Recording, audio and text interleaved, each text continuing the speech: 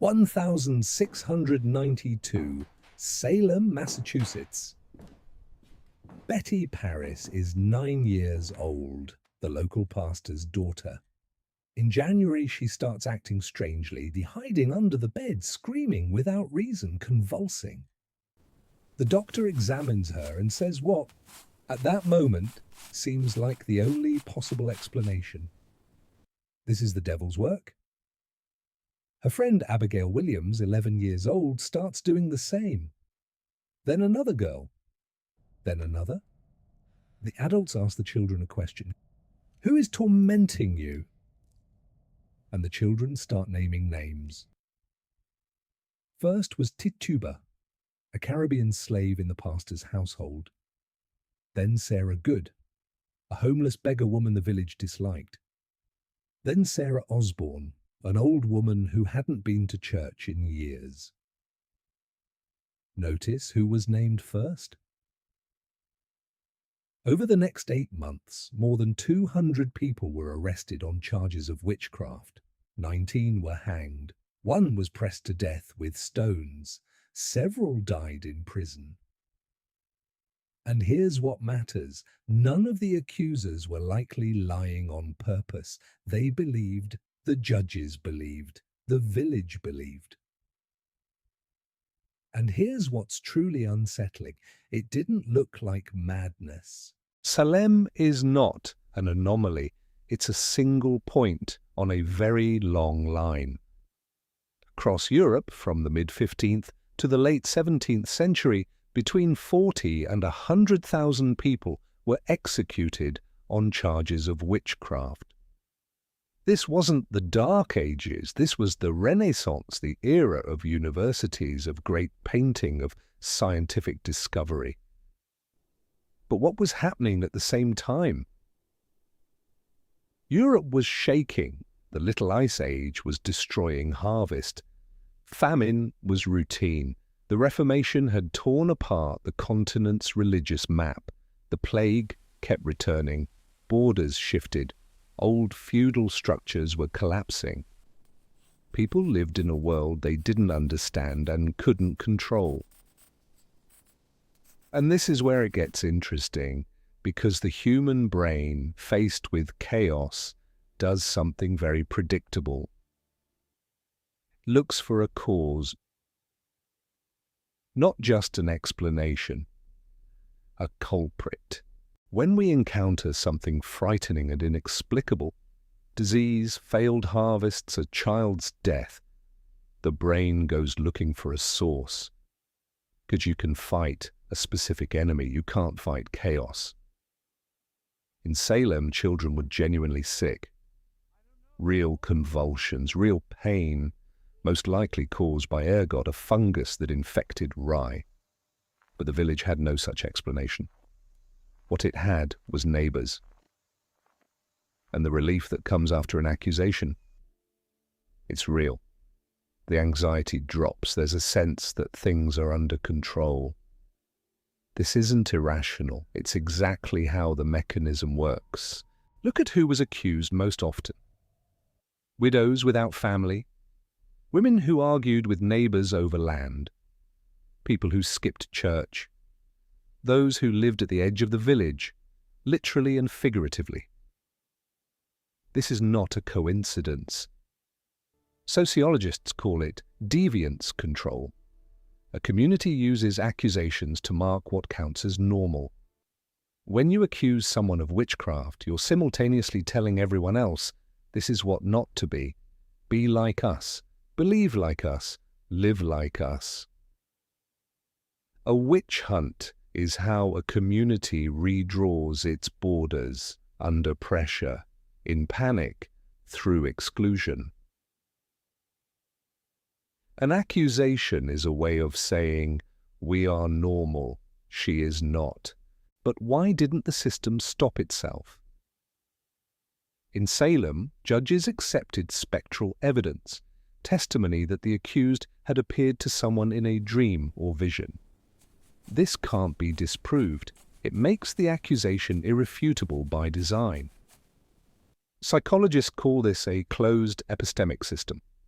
when the rules of the game are structured so that any defense becomes further proof of guilt. You deny it, you're hiding something. You cry, you're performing. You don't cry, you're cold-blooded. Authority in such a system doesn't merely permit repression, it depends on it. The Salem judges reinforced their standing with every verdict. Pastor Parris justified his position in the community through the battle against the devil in his own home. And none of them were thinking, I am part of something monstrous. They were thinking, I am protecting my community.